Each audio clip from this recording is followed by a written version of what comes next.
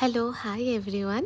তো আজ থেকে আমি তোমাদের সাথে আমাদের বাড়ির দুর্গাপূজার ব্লগটা শেয়ার করব। আমাদের বাড়িতে প্রত্যেক বছর গুপ্তা নবরাত্রিতে ফেব্রুয়ারি মাসে পুজো হয়। যেদিন তোমার সরস্বতী পুজো যেদিন হয় সেদিন থেকে পুজো স্টার্ট হয়।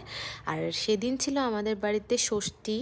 আর দেখো সকাল সকাল আমরা সব রেডি করতে বসে গেছিলাম। একদিকে নাড়ুমোয়া হচ্ছিল, খৈরুকরা হচ্ছিল, আর এটা হলো আমাদের বাড়ির যেটা আসনে বসানো মা উনি।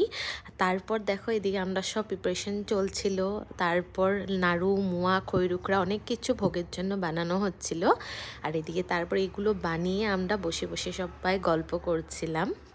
আর একদিকে আমার পিসি করছিল বরণ ডালাটা রেডি মায়ের আগমনের জন্য।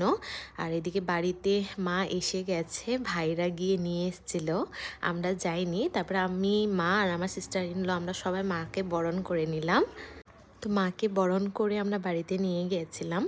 আর তারপর ভাই বাবারা মিলে মাকে স্থাপিত করছিল যেখানে আমাদের পুজো হবে, ছাদে সেখানে। আর এদিকে ব্রাহ্মণ ঠাকুর আর আমার মামি কাকি পিসিরা মিলে করছিল বেলষষ্ঠীর জন্য জোগাড় যা যা লাগে সব রেডি করা হচ্ছিল। আর আমি বসে বসে দেখছিলাম।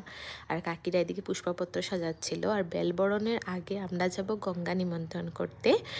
আমাদের পাশে একটা হনুমান মন্দির আছে, সেখানে গেছিলাম আমরা গঙ্গা নিমন্ত্রণের জন্য।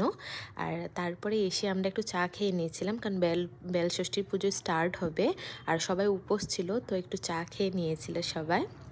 আর এদিকে বেলষষ্ঠীর পুজোটা স্টার্ট হয়ে গেছিলো। খুব একটা বেশি সময় লাগে না সেদিন, তো পুজো এদিকে স্টার্ট হয়ে গেছে। আর এদিকে ব্রাহ্মণ ঠাকুর আর আমার মাকে বরণ করে নিয়েছিল।